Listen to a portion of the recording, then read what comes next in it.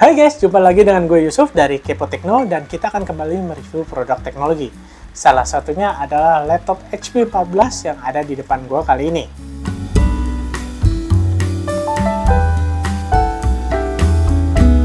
Ya, ini adalah HP 14 yang menggunakan prosesor Ryzen 3 7320U. Bagaimana performanya? Kita akan coba melakukan pengetesan di studio Kepo Tekno kali ini. Namun jangan lupa untuk klik like dan subscribe untuk bantu kami agar kami bisa terus mereview produk-produk teknologi seperti ini. HP 14 ini sudah ditenagai oleh Ryzen 3 7320U. Ya, ini adalah prosesor entry level dari Ryzen seri mobile di generasi ke-7. Walaupun begitu, prosesor ini cukup bisa diandalkan untuk tugas sehari-hari ataupun memang tugas sekolah kalian. Mari kita bahas untuk laptop ini lebih lanjut. Untuk desainnya sendiri, HP 14 ini masih menggunakan desain yang hampir mirip dengan HP 14 generasi sebelumnya. Ya, bodi materialnya masih menggunakan plastik dengan warna silver yang elegan, dan juga untuk di bagian covernya, dia masih menggunakan logo HP yang seperti ini, di mana ada bagian cerminnya sedikit dan juga memang tidak menyala, karena memang ini adalah laptop entry level. Selebihnya untuk bodinya sendiri ini cukup kokoh, tidak terasa begitu flexing, dan juga untuk layarnya juga masih terlihat sangat solid sekali ya. Dan karena memang untuk laptop ini tergolong tidak begitu tipis namun juga tidak begitu tebal. Bobotnya sendiri juga masih berkisaran 2 kg saja, tidak begitu berat untuk dibawa kemana-mana. Untuk port yang digunakan di sini juga sudah cukup banyak. Di bagian sisi sebelah kiri ada port USB Type A dan juga port charging. Sedangkan di bagian sisi sebelah kanan ya, di sini kita lihat ada port USB Type A kembali, lalu ada port HDMI full size dan juga USB Type C serta audio jack combo ya. Di laptop ini masih menyediakan audio jack combo sehingga kalian masih bisa menggunakan headset kalian. Untuk keyboardnya sendiri, untuk laptop HP 14 ini memang tidak terlalu wow, namun juga memang masih cukup enak untuk digunakan mengetik lama-lama. Sudah dilengkapi dengan backlit sehingga kalian untuk mengetik dalam gelap tidak perlu khawatir. Untuk tombol powernya sendiri memang masih terletak di bagian dalam dari keyboard, namun letaknya tidak di bagian paling ujung sehingga untuk kalian yang membutuhkan untuk tombol delete tidak akan terganggu oleh tombol power tersebut. Namun memang untuk gue sendiri gue masih kurang begitu suka untuk tombol power yang masih di dalam keyboard, karena masih ada resiko untuk tidak sengaja tertekan. Namun sebenarnya kalian masih bisa mengaturnya dari fitur Windows juga, sehingga pada saat tertekan tidak langsung untuk laptopnya slip ataupun mati. Untuk touchpad-nya sendiri, bisa kalian lihat sendiri, di sini cukup luas, dimana untuk digunakan memang cukup enak, walaupun memang kami rasakan ada sedikit flaky pada saat diklik, namun itu masih wajar untuk laptop golongan entry level seperti ini. Namun untuk penggunaan lama, kami tetap menyarankan menggunakan mouse eksternal saja, karena itu akan lebih nyaman. Langsung saja kita ke bagian internal dari laptop ini. Untuk laptop ini menggunakan Ryzen 3 7320U yang mempunyai boost clock-nya bisa mencapai 4,1 GHz dengan 4 core 8 thread.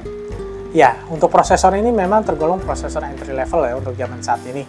Dimana untuk prosesor ini kami tes untuk melakukan benchmark Cinebench ataupun benchmark PCmark juga masih cukup layak. Namun memang untuk kalian yang ingin menggunakan laptop ini untuk kerja berat, mungkin akan agak sedikit sulit karena memang untuk Ryzen 3 7320U ini untuk kinerja renderingnya, terutama untuk 3D, agak cukup berat ya. Kami mengetes untuk menggunakan Blender, memang agak sulit untuk dijalankan di laptop ini. Sedangkan untuk melakukan editing seperti CapCut ataupun video editor lainnya juga masih cukup oke, dan juga untuk editing Photoshop juga masih cukup layak untuk digunakan. Untuk kartu grafisnya sendiri di sini menggunakan kartu grafis onboard dari Ryzen 3 7320U yaitu Radeon 660M. Bukan kartu grafis yang cukup wah juga, namun kartu grafis ini masih cukup untuk digunakan apabila kalian memainkan game-game klasik ataupun juga game-game yang menggunakan grafik 2D. Untuk display yang digunakan adalah display 14 inch 1080p. Ya, tidak ada keterangan untuk panel yang digunakan apa, tapi sepertinya adalah panel IPS.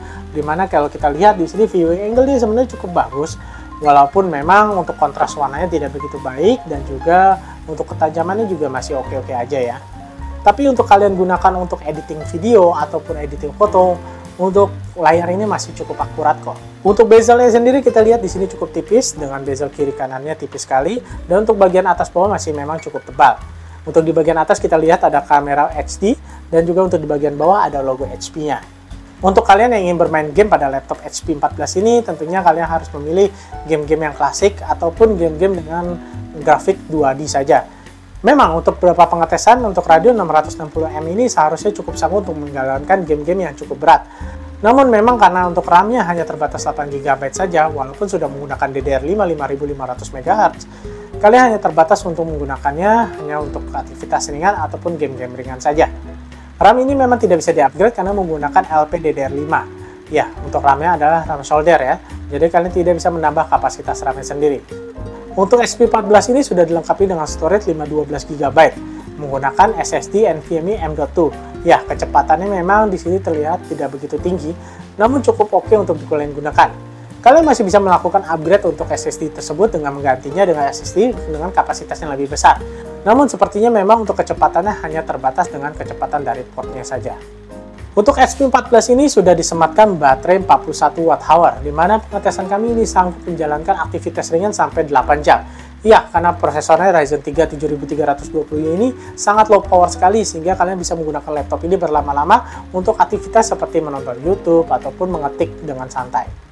Ya, untuk kualitas speakernya memang tidak begitu wah, namun cukup oke lah untuk kalian gunakan untuk menonton film atau juga untuk mendengarkan musik dari JKT48 seperti ini. Terlalu akrab dan dekat, bercanda bersenda gurau selalu. Dibanderol dengan harga hanya 5 jutaan, tentunya laptop HP 14 dengan Ryzen 3 7320U ini bisa menjadi pilihan terbaik kalian. Dengan desain yang elegan, layar sudah 1080p, cukup bagus, dan juga dengan keyboard yang sudah ada backlit-nya, tentunya itu menjadi hal plus yang bisa kalian dapatkan dari laptop HP 14 ini.